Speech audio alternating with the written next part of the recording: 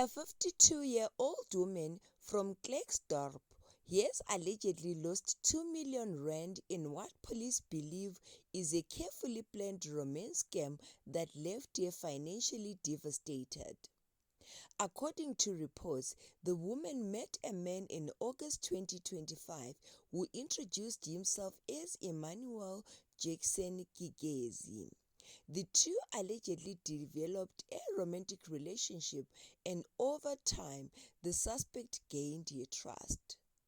Police say Emmanuel later showed the woman what he claimed was a 14 million rand inheritance left to him by his late father. However, he allegedly told her that the money could not be accessed until a special cleansing process had been completed.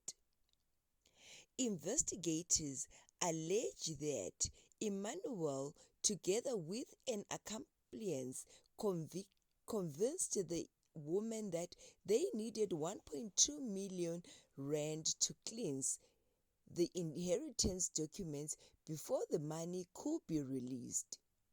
Believing the story and expecting to benefit from the inheritance, the woman reportedly resigned from her job and received approximately 2.5 million rand from her pension payout. Police say she then transferred 2 million into the bank account of two companies following instruction from Emmanuel.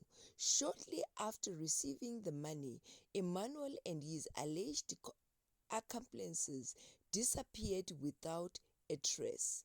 Authorities believe the suspects may have used false identities and manipulated the victim through emotional trust and promises of wealth, a tactic commonly used in romance and investment scams. Police have urged members of the public to exercise caution when asked to transfer money for inheritance, investments, or any deal that cannot be independently verified. The South African Police Service is now appealing to the public for assistance in locating the three men believed to be connected to the case.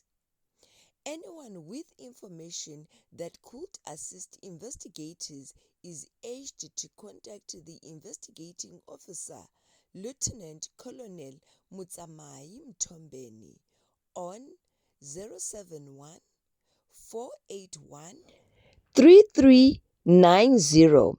Information can also be submitted anonymously through the MySAPS app and by calling Crime Stop on 0600 10 111. Police investigations are continuing and the suspects should be regarded as alleged offenders unless proven guilty in a community of law. What are your thoughts on this case? Do you think more awareness is needed to protect people from romance scams? Share your opinion in the comments section. Thank you so much for watching.